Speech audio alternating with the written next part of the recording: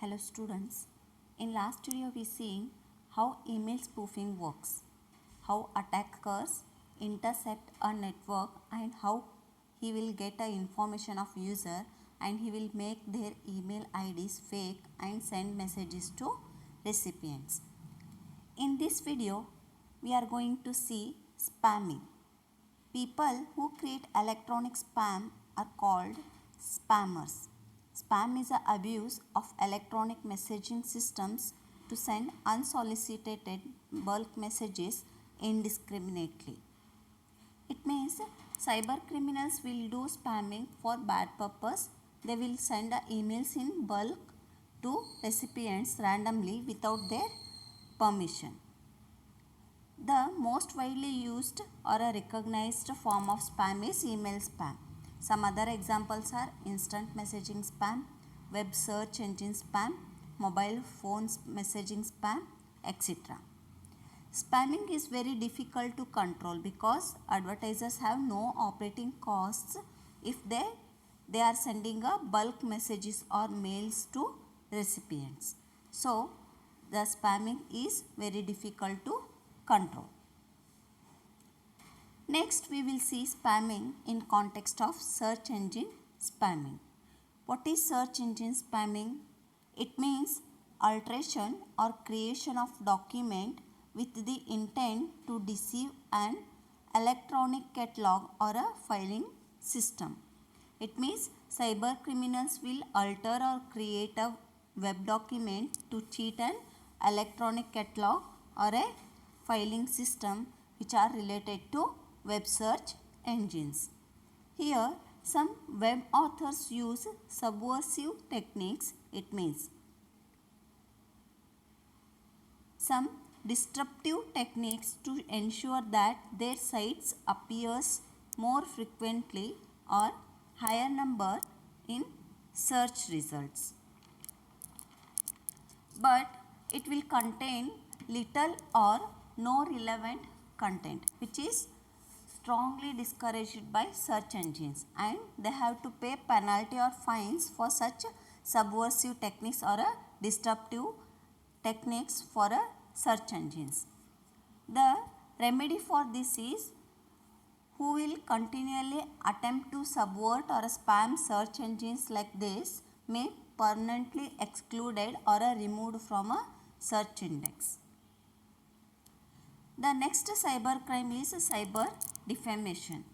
Defamation is the act in which words either spoken or intended to be read or by signs or by visible representations, and allegations concerning any person intending to harm the reputation of that person. It means a cyber criminal will do a false statement about a person which involves the injury to one's reputation. For example, in news they spread lies about public figures like heroes, some political persons, like that. Cyber defamation happens when defamation takes place with the help of computer or internet. For example, someone publishes defamatory note or a matter about someone on a website or sends email containing defamatory information to all friends of that person. There are two types of defamation. The first one is liable, which is written defamation. For example, in newspapers, the reporters will write some defamatory note about public figures. The second type is slander, which is oral defamation. For example, relating to someone that a hero is cheated on his wife and saying that a doctor has a fake diploma or a fake degree. It means spreading a false message about a person which will harm the reputation of that person in a society orally. The next cyber crime is internet time theft. When an unauthorized person uses the internet hours paid for another person, and internet time theft comes under hacking. Here, a person get access to someone else ISP, internet service provider, user ID and password by hacking and uses it to access the internet without the other person's knowledge, or a person whose user ID and password is hacked, no, that person's knowledge, without knowledge of him, he will use the internet. One can identify this internet time theft when it asks owner to recharge. When we will get to know this internet time theft happens when the internet service provider asks us to recharge. Suppose I have a internet for my computer, I will not use that regularly, but someone has hacked my user ID password of my internet and he is using my internet, which is not known to me. When I will get to know this internet time theft happened for my internet, when internet service provider says to recharge the internet time, until I will not to get to know my internet is using by someone. The next cyber crime is salami attack or a salami techniques. A salami attack is a series of minor attacks that together results in a larger attack. These attacks are used for committing financial crime. First, we will understand what is meaning of salami. Salami is a fermented or air-dried meat of animals. I think some of you know that. That will cut into thin slices. By this name, they have given a name salami attack to this cyber crime. Why? Because they will do the series of minor attacks that together results in a larger attack.